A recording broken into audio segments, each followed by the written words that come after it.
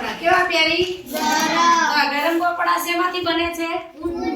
ઊન કેટલા બધા પ્રકારનું આવે છે. તમે કાલે જ મેં બેટા પાગરમાં આવતી હતી તો ઓલું ધણ જાતું તું ઘેટા બકરાનું બધા ઘેટા એટલા મસ્ત ઉપાડ્યા હતા.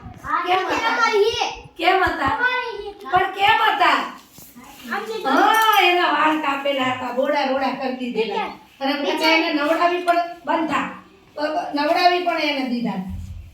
તો આપણે આ શેમાંથી બનાવીએ છીએ? ઊનમાંથી. પછી અમદાવાદમાં હવે મિલો બંધ ઓછી થઈ ગઈ, નકર કાપડની મિલો ઘણી બધી હતી.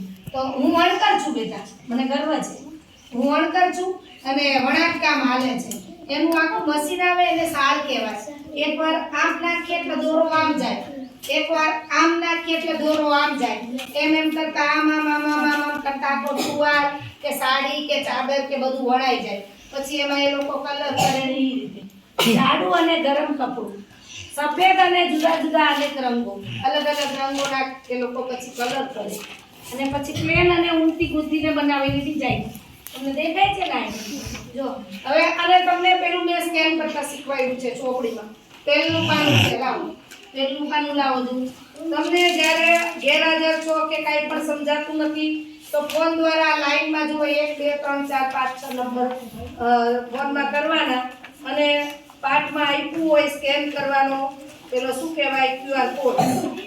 હા, જો આ રહ્યો. આ QR કોડ ઉપર તમે સ્કેન કરી દો એટલે આનો આ પાઠ તમારે ઘરે પણ ખુલી જાય છે.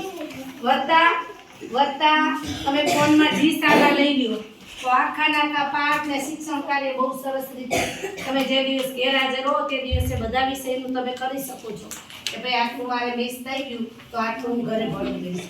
બરાબર? તો આટલી સરસ વ્યવસ્થા સરકારે આપણને આપી છે.